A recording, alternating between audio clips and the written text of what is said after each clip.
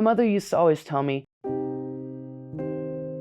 anything that's easy isn't good. Easy isn't genuine, you know? And I feel like the love that they showed me was always just very conditional.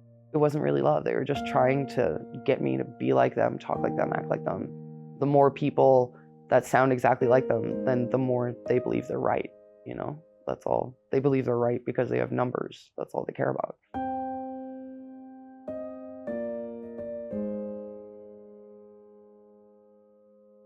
For about 3 years of my life, I got caught up with and pretty deeply engrossed in the Nazi community.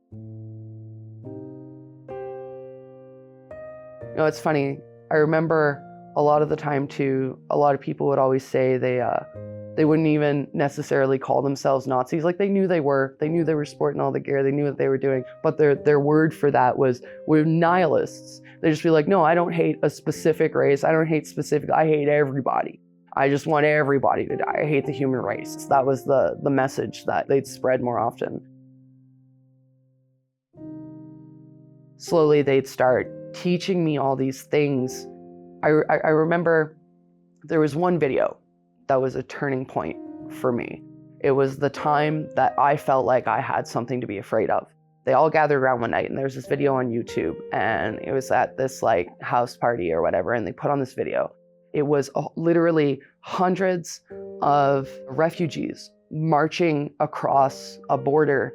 And then it showed in the videos all these people revolting from the refugee camps and breaking out of the camps and breaking into people's homes and like kicking families out of their homes, beating women and children. To me, the way it was presented looked like a news broadcast almost. It looked like something that is happening in the world today. And I believed it and I bought it, hook, line, and sinker. I didn't even think for a second, this is propaganda. I was just so surrounded by all these people who I thought were my friends and I thought loved me, and I thought these people know what's right, and I was so into it and isolated with just them that it all made sense to me, and it all seemed like I had something to be afraid of and I had something to worry about. And then that was when like I myself really started pushing those kind of ideologies.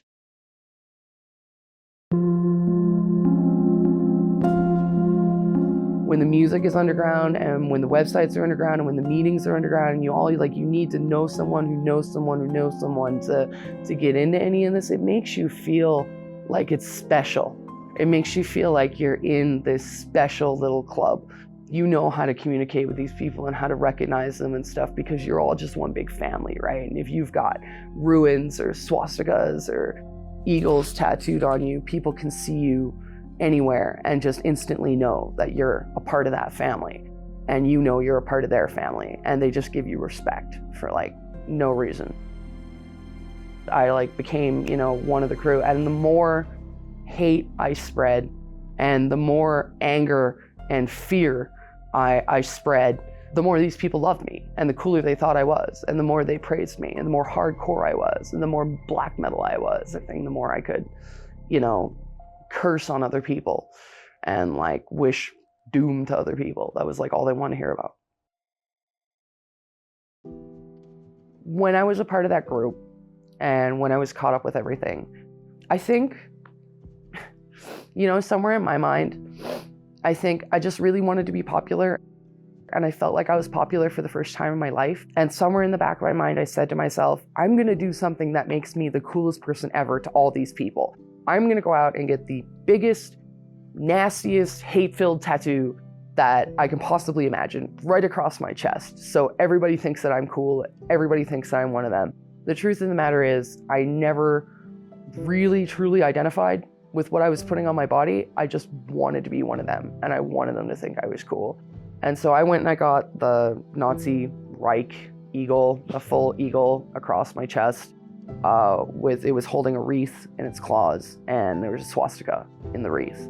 And since then, I have a bat now, but I have had 3 laser tattoo removal sessions, and actually, that was when I first got out of being a Nazi. That was the first and only support that I received. The support that I had when I got away from it was from the boss of the human rights organization I used to work for. And she put me in touch with this guy, Ben Alway, who owns Second Skin Tattoo Removal, and told Ben my story and told him that I was trying to get away from that lifestyle. At what point did this start to turn around? So, what was your wake-up call?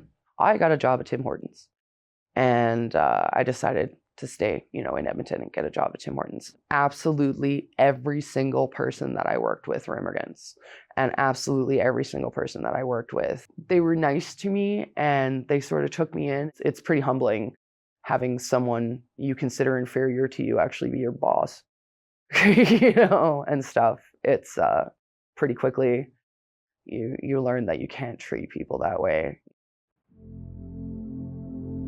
I started looking around me, hearing the stories of everyone around me. And it was really, really, really eye-opening for me. I'm shitting on these people, coming, and I'm worried about these people taking over my country. They loved Canada. They appreciated Canada. They respected Canada. They've worked harder than I ever had to work to be here. There was something about just how happy they were to be here and how hard they had to struggle to be here. I said to myself, people deserve, another opportunity. People deserve to have better lives. And then there was this one guy, Clifford. He used to live in Calgary, and he told me in Calgary, the bigotry and the hatred is rampant. He used to get beat up a lot and chased a lot. And I had that man cry on my shoulder, telling me his story and everything that he had been through. And I realized to myself, the people that are putting my friend, who I care about, through this, and that have put my friend through this, are the people I'm spending every day with, are the people that I've surrounded my life with. And then all of a sudden, the veil started to lift for me. Over the course of the 3 years I was involved with those people and my tattoos and everything else, I had made public statements. I had made public statements about myself. I had established myself in the city as a specific type of person, and this is what people knew of me. A lot of people knew who I was, and I said to myself, if I want to get away from these people, and if I want to end this lifestyle, and I don't want to be a part of these Nazis anymore, I said the only way I can freaking do this is I have to put nails in that coffin. I have to be public about this. I have to admit what I've done. I have to come clean for everyone and apologize. When I exited that community, it was like fire. Stopped talking to absolutely every single person I know. I doxed a lot of people, talking about who the people are, talking about who's dangerous, who you should fear, who you need to watch out for, what their ideologies are. So I pissed off a lot of people, but that was my intent, because I told myself I don't want to see these people anymore. I don't want to be involved with them. I don't want them as a part of my life.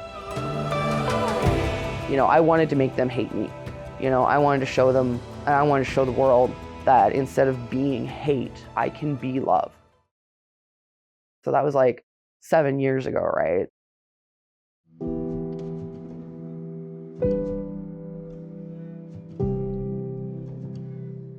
I've had the time now to make good friends and build a community of my own now, and I'm with people who have healthy ideological views.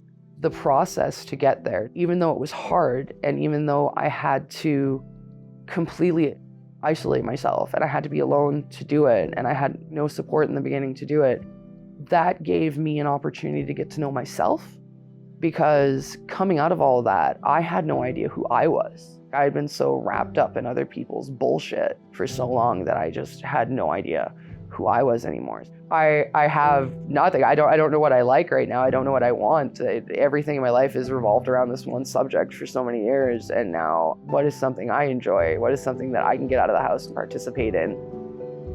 Over the years, I've really gotten to know myself, and I feel grounded now and secure in my own personality. I don't feel like I need to be part of something anymore. I just feel like I need to be me.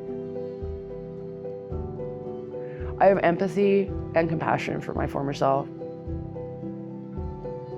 but I don't forgive myself for spreading hate, and I don't forgive myself for really allowing myself to be infected by hate. I feel like hate is like a cancer. And if you allow yourself to be infected by it, it's gonna spread through you and it's gonna spread through other people that you touch. I'm afraid that if I ever really like forgive myself for letting it become me, I'm scared maybe it'll become me again.